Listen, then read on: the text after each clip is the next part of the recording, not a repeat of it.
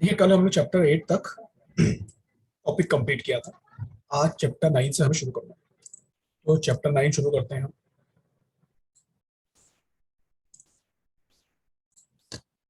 पहले ये समझना होगा कि चैप्टर 9 है क्या।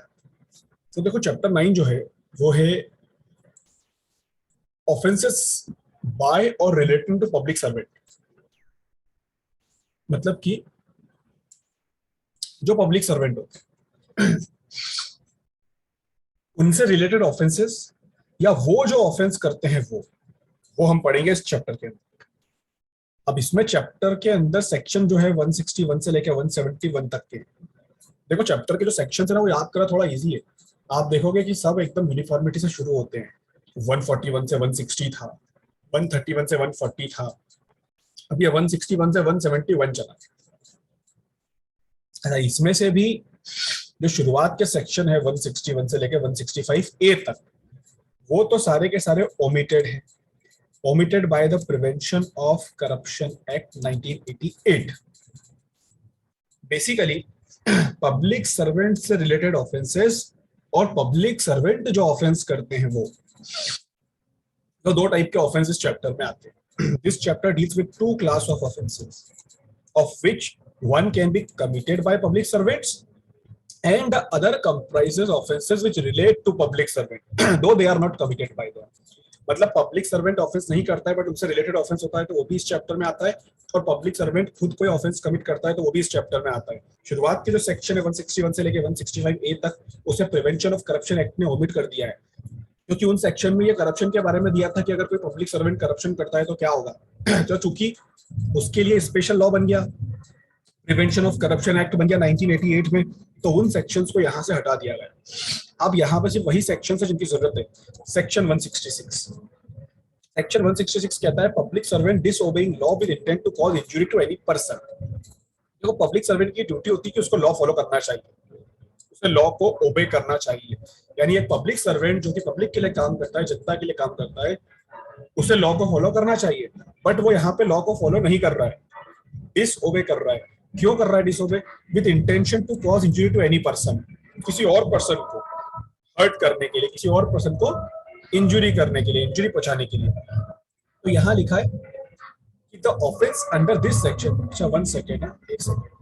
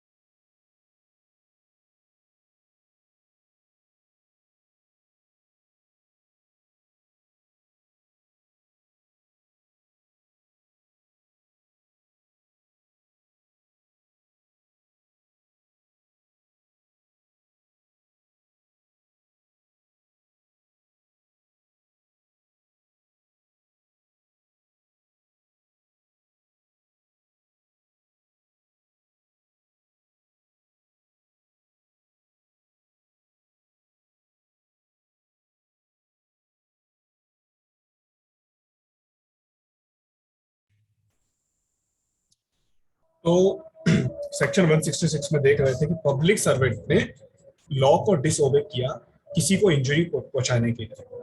The offence under this section consist in a wilful departure from the direction of law intending to cause injury to any person. देखो, याद रखना, पब्लिक सर्वेंट यहाँ पे अपना जो लॉ का डायरेक्शन होता है, जो लॉ उसे करने का कहता है, पब्लिक सर्वेंट उसे विलफुली डिपार्ट कर रहा है, यानी कि विलफुली उसको फॉलो नहीं कर रहा है।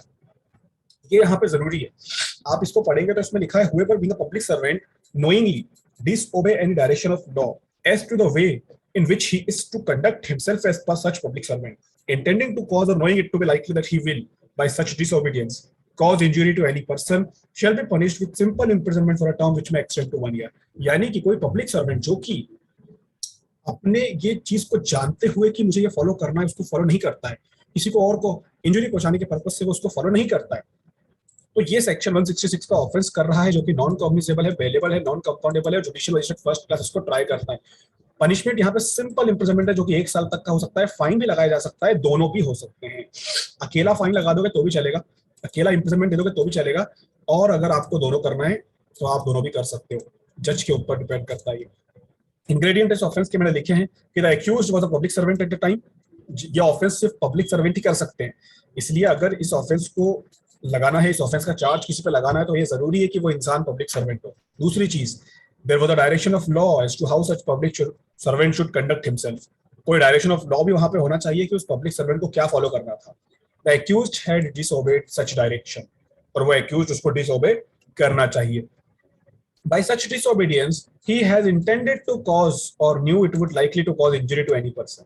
और उसने वहां पे जो डिसओबे किया है डायरेक्शन को, उस डायरेक्शन से किसी को इंजरी पहुंची है उस डिसओबे करने से, या वो जानता था कि इससे किसी को इंजरी पहुंचेगी। तो ये 4 इंग्रेडिएंट यहाँ पे होना चाहिए इसको प्रूव करने के लिए। ठीक है, चलिए बात करते हैं सेक्शन 166 ए की, public servant disobeying direction under law. अब देखिए ऊपर वाला जो सेक्शन था उसमें था public servant disobeying law with intent to cause injury to any person, और यहाँ पे लिखा है public servant disobeying direction under law. मतलब एक पब्लिक सर्वेंट जो उसे लॉ ने डायरेक्शन दिया हुआ है उसे डिसओबे करता है। पहले तो ये देख लो कि ये जो सेक्शन था was inserted by the criminal law amendment act of 2013, 2013 में ऐड किया गया, और ये specifically this section is related to the attendance of any person at any place for the purpose of investigation, manner in which the investigation shall be conducted, failure to record information under section 154(1) in relation to cognizable offenses under section 326A, 326B, 354, 354B। आप अगर इसको देखोगे ध्यान से, अच्छा ये जो section 354 154 यहाँ लिखा है ना, ये सीआरपीसी का है ना, सीआरपीसी के सेक्शन की बात हो रही है। और क्यों बात हो रही है बताता हूं मैं आपको, एफआईआर लिखाती है सीआरपीसी के सेक्शन 154 के अंदर।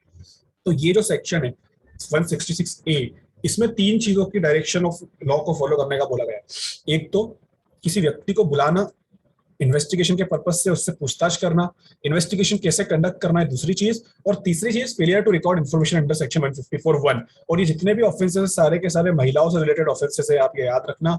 बहुत सारे सेक्शंस लिखे हैं इसके अंदर 166A के अंदर, आप देखो 326A, 326B, 354, 354, 370, 370, 376, 370A, 376AB, ये सारे के सारे महिलाओं से रिलेटेड ऑफेंसेस है, रेप, छेड़छाड़, इन सबसे रिलेटेड।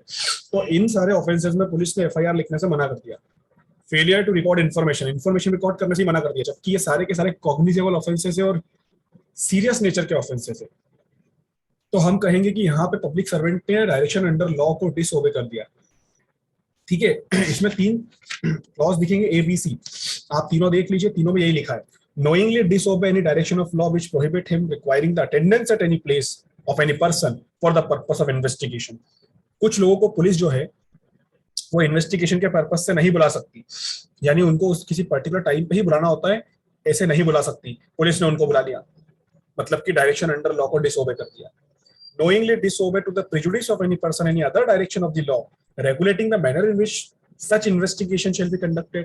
इन्वेस्टिगेशन कैसे कंडक्ट करना है, क्रिमिनल प्रोसीजर कोड इस चीज के बारे में पूरा प्रोसेस बताता है। तो जो प्रोसेस क्रिमिनल प्रोसीजर कोड ने बताया है इन्वेस्टिगेशन फॉलो करने का, पुलिस उसको ही फॉलो नहीं कर रही है, उसको किसी और तरीके से कर रही है। यानी कि अच्छा, किसी और तरीके से करना, इसके भी 2 मतलब निकल सकते हैं, किसी और तरीके से अच्छे से करना या किसी और तरीके से गलत तरीके से करना। मतलब जो तरीका सीआरपीसी ने बताया है आपको फॉलो करना चाहिए, because it is the direction under law. But सवाल ये उठता है कि आप अगर उस डायरेक्शन को फॉलो नहीं कर रहे हो तो उस डायरेक्शन को फॉलो नहीं करने के पीछे आपका मकसद क्या है? क्या उससे कोई अच्छी चीज हो रही है या उससे कुछ गलत चीज हो रही है? अगर उससे कोई अच्छी चीज हो रही होगी तो चलो उसको ऑफेंस नहीं मानेंगे, बट आप जो डायरेक्शन है कि इन्वेस्टिगेशन ऐसे करना है, आप उस डायरेक्शन को फॉलो नहीं कर रहे हो, आप कुछ और ही तरीका अपना रहे हो और उस तरीके से किसी को प्रिजुडिस हो रहा है। प्रिजुडिस होने का मतलब कि उस तरीके से किसी को नुकसान हो रहा है, ये चीज याद रखना। यानी कि आप मैनर ऑफ इन्वेस्टिगेशन जो लॉ ने आपको बताया है, अगर उसे फॉलो नहीं करोगे, किसी और मेथड को फॉलो करोगे, तो उससे किसी को प्रेजुडिस नहीं होना चाहिए। अगर किसी को प्रेजुडिस उससे हुआ, अगर किसी को नुकसान उससे हुआ, then you are committing an offence under section 166A। और तीसरा कि ये जो रेप वगैरह, छेड़छाड़ वगैरह वाले जो ऑफेंसेस है, जो सेक्शन यहाँ पे क्लॉज सी के अंदर मेंशन किए हैं, अगर उस किसी केस में आपके पास कोई इंफॉर्मेशन लेके आता है and you are failing to record such information under section 154(1) of CrPC, तो आपने वहां पे भी ऑफेंस कर दिया। और जो पनिशमेंट यहाँ पे है वो है rigorous imprisonment which shall not be less than 6 months but which may extend to 2 years plus fine. यहाँ पे प्लस फाइन है, स्लैश लगा के और लगा के फाइन नहीं है, मतलब यहाँ पे जो आपका इम्प्रिजन, अच्छा इस ऑफेंस पे देखो मिनिमम इम्प्रिजनमेंट भी बताया है और मैक्सिमम भी बताया है। अच्छा, मिनिमम और मैक्सिमम दोनों कब बताए जाते हैं? जब लॉ को उस ऑफेंस को थोड़ा सा सीरियस दिखाना होता है कि देखो आप इससे कम नहीं दे सकते, तो कम से कम 6 महीने की सजा देना पड़ेगी, ज्यादा से ज्यादा 2 साल की दे सकते हो, और फाइन साथ में लगाओगे आप।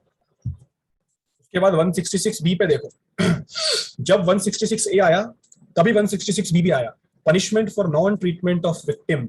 It was also inserted by criminal law amendment act of 2013। पता ही है आपको ये।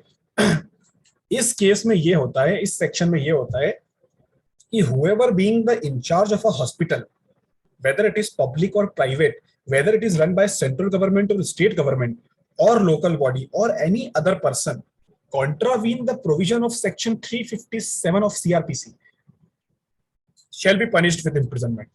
आप इसके लिए पहले सीआरपीसी के सेक्शन 357C को जाके देखो।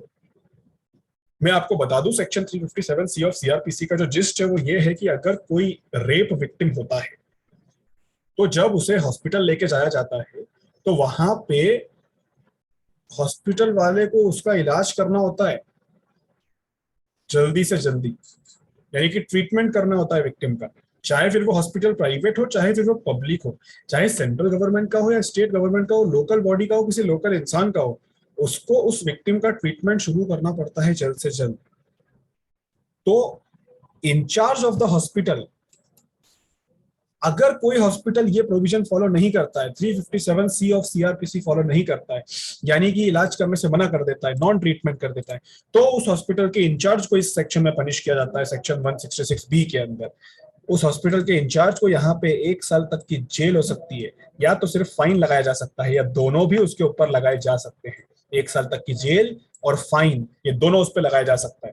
अब आपको मैंने बताया कि ये दोनों सेक्शन जो थे 166A और 166B, आप इस दोनों सेक्शन को देखोगे तो आपको एक चीज तो समझ में आ जाएगी कि दोनों ही सेक्शन रेप से रिलेटेड ऑफेंसेस को हीनियस बनाने की काम कर रहे हैं, लोग उनसे डरे ऐसे काम इसमें कर रहे हैं, और रेप से ही रिलेटेड दोनों सेक्शन है ये, और 2013 में आए थे ये। तो ये चीज जरूर याद रखना कि 2013 का जो अमेंडमेंट था सीआरपीसी का, क्रिमिनल लॉ अमेंडमेंट, वो पूरा का पूरा वुमन से रिलेटेड था, वुमन एम्पावरमेंट से रिलेटेड था, वुमन के अगेंस्ट ऑफेंस ना हो उससे रिलेटेड था।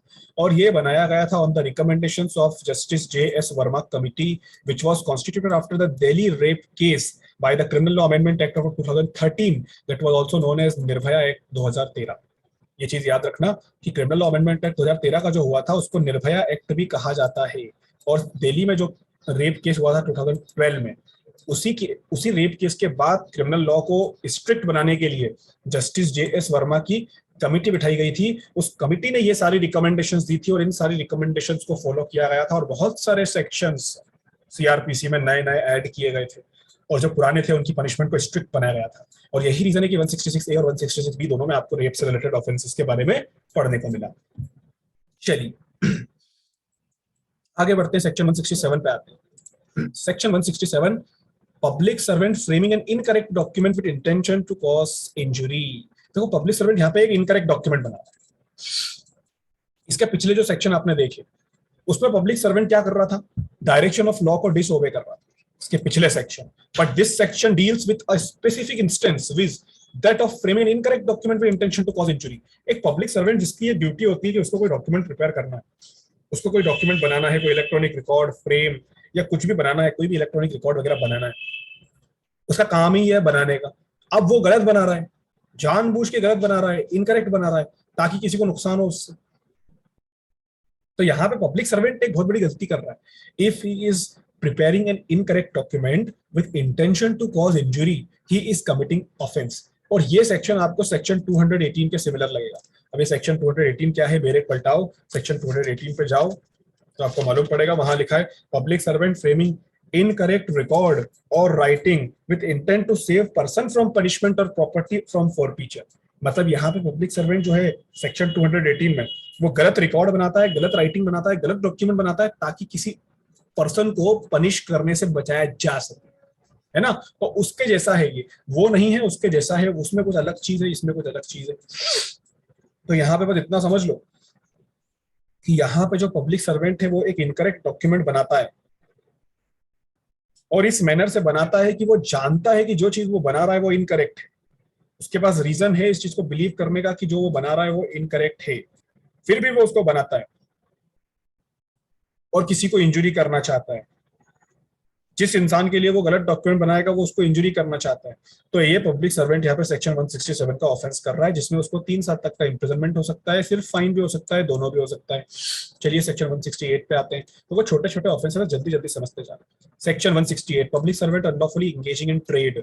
आपने देखा होगा बहुत बार कि गवर्नमेंट जॉब ज्वाइन करते हैं अपन तो वो बोलते हैं कि भैया आप कोई और दूसरा ऑफिस ऑफ प्रॉफिट होल्ड नहीं कर सकते, आप कोई और ट्रेडिंग नहीं कर सकते, आप कोई और बिजनेस नहीं कर सकते। ये पब्लिक सर्वेंट के लिए होता है specifically. Public servant are legally bound not to engage in any other trade because if they are allowed to do so they would fail to perform their duties with undivided attention। अब आप public servant भी हो, collector office में भी काम करते हो, दूसरा भी कोई बिजनेस आपने चला रखा है खुद का, तो आप पूरा ध्यान अपना पब्लिक सर्वेंट वाली ड्यूटी पे कैसे दोगे? आपका तो अटेंशन डिवाइड हो जाएगा, एक खुद के बिजनेस में और एक गवर्नमेंट के बिजनेस में। तो इसलिए अलाउड नहीं होता इन लोगों को कोई दूसरा ट्रेड करने के लिए। बट फिर भी अगर कोई व्यक्ति इनका वो दूसरा ट्रेड करता हुआ पाया जाता है, यानी कि कोई पब्लिक सर्वेंट ये चीज जानते हुए कि मैं दूसरा ट्रेड नहीं कर सकता, ट्रेड करता है, so section 168 punishes those public servants who are legally bound not to engage in trade। और पनिशमेंट यहाँ पे उसकी सिंपल इंप्रिजनमेंट है जो कि 1 साल तक हो सकती है, फाइन भी हो सकता है, दोनों भी हो सकता है। अच्छा ये चीज याद रखना, ये एप्लीकेबल सिर्फ उन्हीं पे होता है जो लीगली बाउंड होते हैं ट्रेड नहीं करने के लिए। बहुत सारी पब्लिक सर्वेंट ड्यूटीज ऐसी भी होती है जहां पे उनपे ऐसा कोई बॉन्ड साइन नहीं करवाया जाता है, कोई दूसरा ट्रेड करने का उनको मना नहीं किया जाता है, बट मोस्टली 99% केसेस में मना किया जाता है। तो जिन केसेस में मना किया जाता है उसमें अगर आप करते हो तो सेक्शन 168 एक ऑफेंस बन जाता है। 169 की बात करते हैं, पब्लिक सर्वेंट अनलॉफुली बाइंग और बिडिंग फॉर प्रॉपर्टी। ये भी एक चीज याद रखना, आप लोगों में से जिनमें सीआरपीसी और सीपीसी पढ़ा होगा उनको पता होगा कि जब कोई प्रॉपर्टी जो कि किसी की प्रॉपर्टी जब्त की जाती है या किसी की प्रॉपर्टी अटैच की जाती है, उसको सेल किया जाता है ऑक्शन में, उसकी नीलामी की जाती है, तो उस केस में जो पब्लिक सर्वेंट है उसको बोली लगाने का अधिकार नहीं होता है, यानी कि वो उस ऑक्शन से प्रॉपर्टी नहीं खरीद सकता, पब्लिक सर्वेंट नहीं प्रॉपर्टी खरीद सकता। तो this section is barely an extension of the principle enunciated in the last section। इसका जो पिछला सेक्शन था उसी को थोड़ा सा इन्होंने लंबा कर दिया है। इसका पिछला सेक्शन ये बोलता था कि पब्लिक सर्वेंट कोई दूसरा व्यवसाय नहीं कर सकता, कोई दूसरा व्यापार नहीं कर सकता, और ये बता रहा है कि जो पब्लिक सर्वेंट है वो कोई ऐसी प्रॉपर्टी जिसको वो लीगली बाउंड नहीं है खरीदने के लिए, जो कि ऑक्शन में मिल रही है, जो कि सेल में मिल रही है, वो पब्लिक सर्वेंट उसके लिए बिडिंग नहीं कर सकता, बोली नहीं लगा सकता, उसको परचेस नहीं कर सकता। So this section prohibits a public servant from purchasing or bidding for property which he is legally bound not to purchase। अच्छा पिछले वाले सेक्शन में था कि which he is legally bound not to trade, और इसमें है which he is legally bound not to purchase। ये समझना स्पेसिफिकली, जब भी कभी किसी सेक्शन के अंदर किसी भी लॉ के अंदर अगर प्रॉपर्टी को अटैच करके सेल करने का ऑप्शन होता है तो वो उसी लॉ में ये भी बताते हैं कि कोई पब्लिक सर्वेंट या कोई कोर्ट का ऑफिसर या जज या उस केस से जुड़े हुए लोग इस प्रॉपर्टी के लिए बिडिंग नहीं करेंगे। तो वो हाँ कहा जाता है कि the public servant is not legally bound to purchase the property.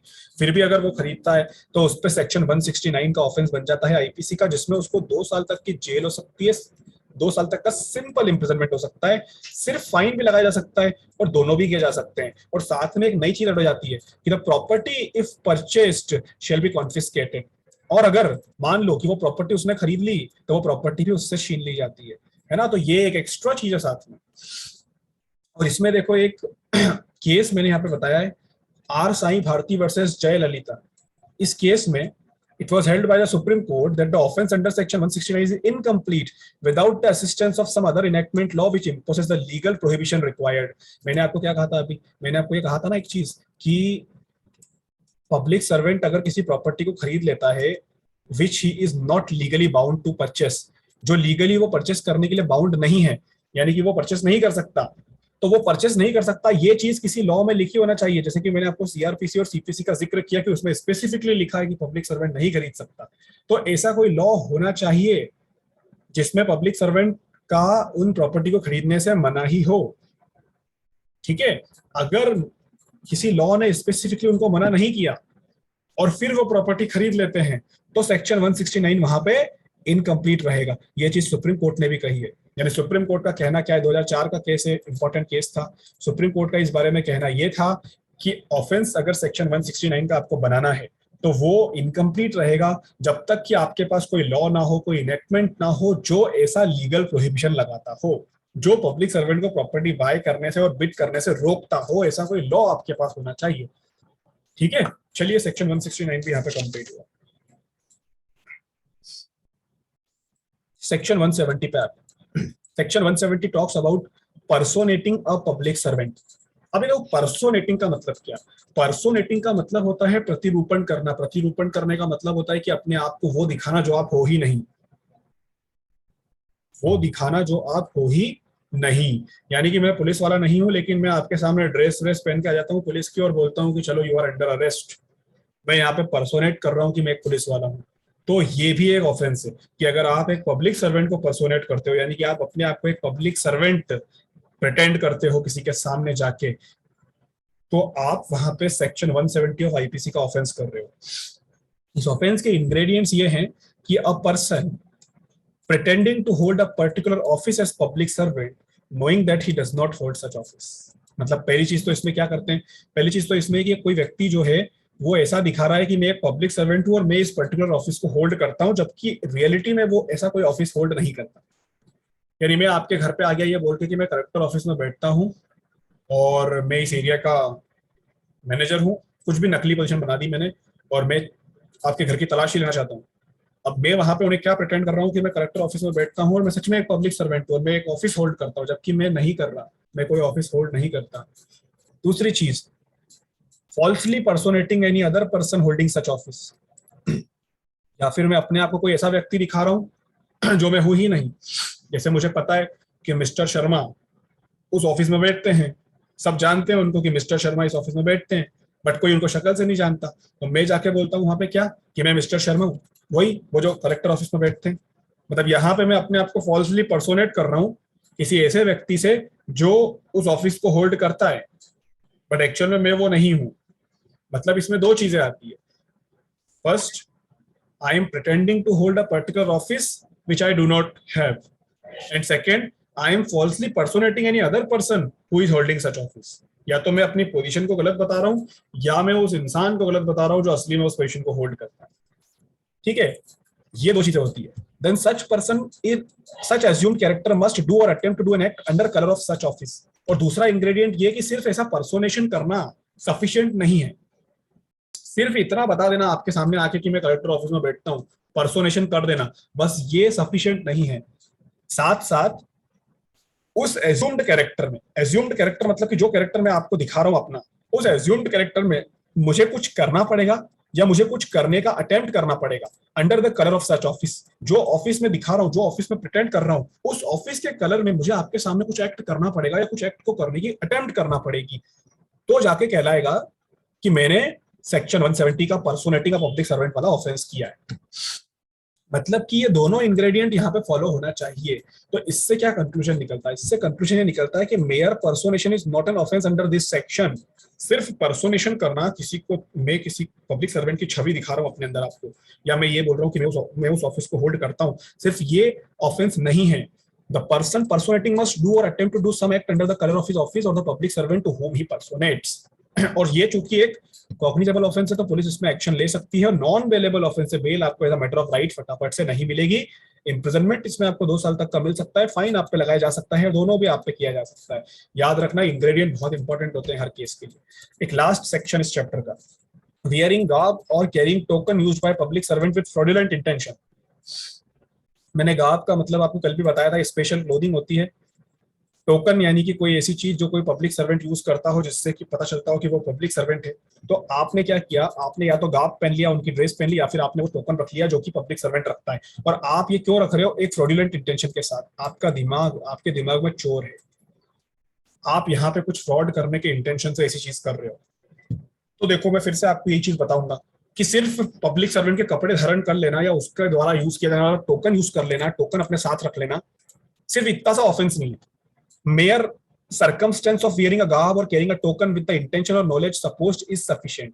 मतलब कि यहाँ पे सिर्फ गार्ब पहनना और टोकन कैरी करना सफिशिएंट नहीं है, आपके पास ये इंटेंशन भी होना चाहिए, ये नॉलेज भी होना चाहिए कि आप वो गार्ब और टोकन क्यों कर रहे हो, क्यों पहन रहे हो, क्योंकि आप कुछ फ्रॉडुलेंट इंटेंशन अपने अंदर रख रहे हो, आप उसके कारण कुछ एक्ट करना चाहते हो।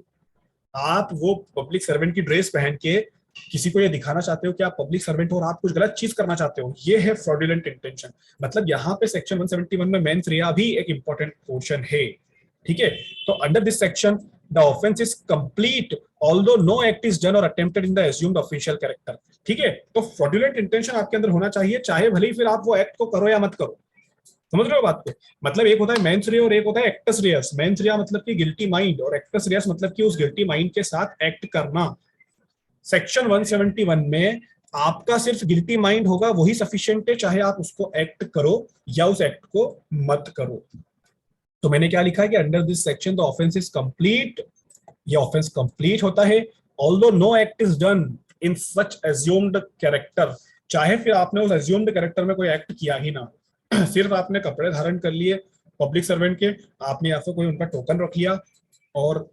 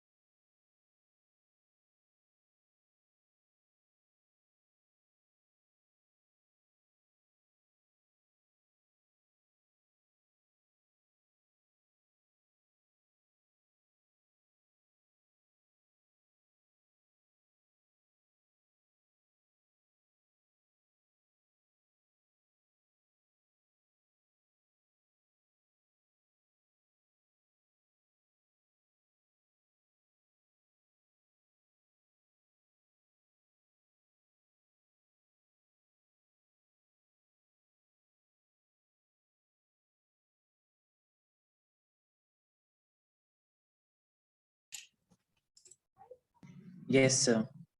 चलिए, तो मैं क्या कह रहा था, लास्ट चीज, नेटवर्क कनेक्टिविटी के कारण मेरी आवाज चली गई थी। हाँ, तो मैं कह रहा था कि इस सेक्शन में ऑफेंस कंप्लीट हो जाता है चाहे वो एक्ट हुआ ही नहीं, यानी सिर्फ आपका फ्रॉडुलेंट इंटेंशन यहाँ पे इंपॉर्टेंट होता है। सिर्फ उस फ्रॉडुलेंट इंटेंशन के कारण ही सेक्शन 171 का ऑफेंस आप कर बैठते हो, और इसमें जो आपका इंप्रिजनमेंट है वो कि 3 मंथ तक का एक्सटेंड हो सकता है, और साथ में फाइन आपके ऊपर 200 रुपीज तक का लगाया जा सकता है, दोनों भी किया जा सकता है। देखिए अभी तक आप जितने भी ऑफेंसेस देख रहे थे, फाइन की कोई लिमिट नहीं थी, फाइन अनलिमिटेड था, लेकिन इसमें फाइन की लिमिट लगा दी है कि 200 रुपए तक का फाइन आप लगा सकते हो, उससे ज्यादा नहीं लगा सकते। ठीक है, इंप्रिजनमेंट तो चलो इसमें लिमिट के साथ दे रखा है कि 3 महीने तक का हो सकता है, फाइन भी वो भी किया जा सकता है, यानी कि फाइन भी लगा दो और इंप्रिजनमेंट भी कर दो, दोनों भी यहाँ पे अलाउड है। चलिए, इसी के साथ हम जो ये चैप्टर पढ़ रहे थे जो कि था चैप्टर 9, वो हमारा कंप्लीट हो गया। ठीक है, टोटल यहाँ पे 161 से लेकर 171 तक के जो ऑफेंसेस थे वो हमने डिस्कस कर लिए। अब हम मूव करते हैं फटाफट से हमारे नेक्स्ट टॉपिक पे, चैप्टर 9A। चैप्टर 9A को भी इंपॉर्टेंटली समझना, क्योंकि इनमें वो ऑफेंसेस हैं जो हमारे देश में होना तो हर 5 साल में एक बार चाहिए, लेकिन ज्यादा बार हो जाते हैं। ठीक है, यानी कि offences relating to elections. Offences relating to elections हमारे देश की सबसे फेवरेट चीज। चैप्टर 9A, जैसे ही 9 के साथ ए लगा हुआ दिख गया, आप समझ गए कि ये बाद में आया, यानी कि इनिशियली तो ये होगा नहीं हमारे आईपीसी के अंदर, और वो सही भी है। It was inserted by act number 39 of 1920, 1920 में आया था। पूरा का पूरा चैप्टर नया ऐड किया है, इसलिए सेक्शन भी नया ऐड किया। 171A से लेके 171I तक, मतलब हम ये 171A से लेके 171I तक का पढ़ेंगे। ठीक है, ABCD करके लिखा है 171 के अंदर ही। अब ये चैप्टर है क्या? It seeks to make punishable under the ordinary penal law bribery, undue influence, and personation, and certain other malpractices at election, not only to the legislative bodies but also to membership of public authorities where the law prescribed a method of election. अब एक चीज समझना, यहाँ पे जो offences आप पढ़ोगे वो सिर्फ लेजिस्लेटिव बॉडी के इलेक्शन की बात नहीं करते। यानी सिर्फ आप ये मत समझना कि एमएलए का इलेक्शन होंगे, कॉन्स्टिट्यूएंसी के इलेक्शन होंगे, पीएम के इलेक्शन होंगे, सिर्फ वो वाले इलेक्शन नहीं, ये ऐसी हर पब्लिक अथॉरिटी पे अप्लाई होंगे जहां पे इलेक्शन भी होता है। जैसे फॉर एग्जांपल म्युनिसिपल काउंसिल के अंदर इलेक्शन होता है, म्युनिसिपल कॉर्पोरेशन के अंदर इलेक्शन होता है, बहुत सारी पब्लिक अथॉरिटी होती है जिनके अंदर इलेक्शन होते हैं, वो सब पे ये अप्लाई होगा। सिर्फ इसको लेजिस्लेटिव बॉडी का इलेक्शन मत समझना, पब्लिक अथॉरिटी जहां पे इलेक्शन का तरीका दिया हो वहां पे भी ये अप्लाई होता है। And further, to debar person guilty of malpractices from holding positions of public responsibility for a specific period। ऐसे इंसान जो ऐसी कोई माल प्रैक्टिस करते हैं उनको पब्लिक रिस्पॉन्सिबिलिटी होल्ड नहीं करने दिया जाता है, एक पर्टिकुलर स्पेसिफिक पीरियड तक उनको वापस से इलेक्शन में खड़ा नहीं होने दिया जाता है। अब ये चैप्टर आपको अकेले नहीं पढ़ना है, क्योंकि ये अकेला चैप्टर नहीं है जो इलेक्शन से रिलेटेड ऑफेंसेस बताता है। This chapter has to be read along with the representation of people's act of 1951। Actual में इलेक्शन से रिलेटेड जितने भी ऑफेंसेस होते हैं वो सारे रिप्रेजेंटेशन ऑफ पीपल एक्ट 1951 में दिए हैं, इसलिए चैप्टर 9A ऑफ आईपीसी को हमें रिप्रेजेंटेशन ऑफ पीपल एक्ट 1951 के साथ पढ़ना पड़ता है। हम आईपीसी के इस पीनल प्रोविजन को अकेला नहीं पढ़ सकते। ठीक है, और आईपीसी में इसको सिर्फ इसलिए डाला है ताकि ऑर्डिनरी पीनल प्रोविजन के अंदर, यानी कि ऑर्डिनरी पीनल लॉ के अंदर भी इलेक्शन से रिलेटेड कुछ ऑफेंसेस हो, ताकि लोग उसको करने से डरे, लोग उसको नहीं करें। और इसमें बेसिकली ब्राइबरी, अनड्यू इन्फ्लुएंस और पर्सोनेशन जैसी 4 चीजें आपको स्पेशल पढ़ने को मिलेगी। चलिए 171A पे आते हैं। तो 171A कैंडिडेट को और इलेक्टोरल राइट को डिफाइन करता है। कैंडिडेट का मतलब हर वो व्यक्ति जो कि नॉमिनेटेड कैंडिडेट होता है किसी इलेक्शन के अंदर। इलेक्टोरल राइट का मतलब होता है एक व्यक्ति जो कि इलेक्शन में खड़ा हो सकता है या इलेक्शन में नहीं खड़ा हो सकता है, या फिर वो इलेक्शन में वोट कर सकता है या फिर वो वोट नहीं कर सकता है। ये 4 चीजें इलेक्टोरल राइट कहलाती है। मतलब इलेक्शन में खड़े होने का राइट भी आपका इसमें होता है और इलेक्शन में वोट देने का राइट भी इसमें आपका होता है। ये सेक्शन 171A कंप्लीट हो गया। Election is defined as including election to all class of public bodies whether such a system is prescribed by law. यानी कि हर सिर्फ लेजिस्लेटिव बॉडी को इलेक्शन नहीं बोलते, जितनी भी पब्लिक बॉडी होती है दूसरी, उन सब में भी अगर इलेक्शन होते हैं तो उसको भी इलेक्शन कहा जाएगा। आप इलेक्शन का मतलब सिर्फ असेंबली इलेक्शन मत लगाना। 171B की बात करते हैं, उसमें ब्राइबरी को एक्सप्लेन किया गया। आप इसको याद करने की ट्रिक बना लेना, 171B फॉर ब्राइबरी, इसलिए 171B में ब्राइबरी को डिफाइन करा है। अगर आप इसको बेरेक्ट से पढ़ोगे, बेरेक्ट में इसकी डेफिनेशन काफी इलेबोरेट तरीके से दी है।